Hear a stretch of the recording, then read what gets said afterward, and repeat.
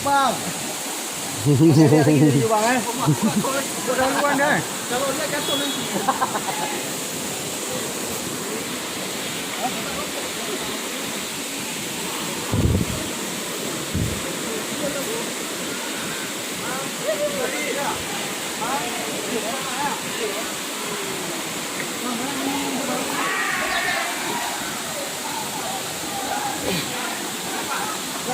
Wah, ada atas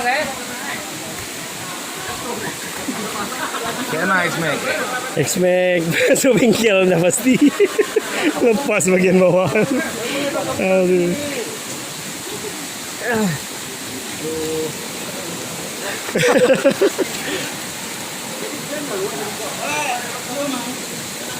Ada keren.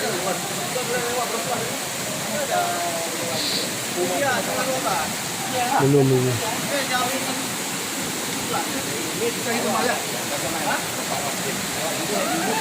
Rumah Ustaz kali ya. Setuju tak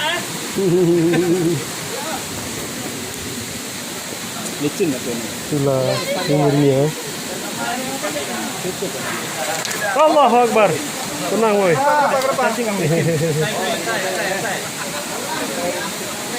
Oh, sorry. Licin. Dah. Kena tulang kering. Oh. Were.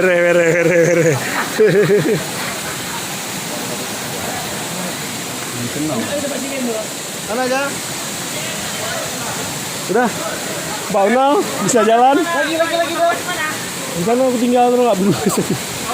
Kau senyumnya lebar kan? Coba di kiri. Mana? Enggak. Itu apa? X-Max.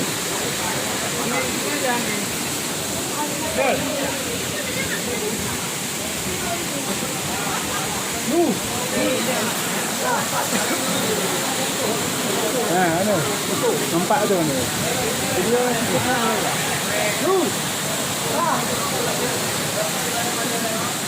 Nak pendek pun dia nak boleh. Sorry dia. Sekali. Main tenang guys. Ayo sekarang merapat guys.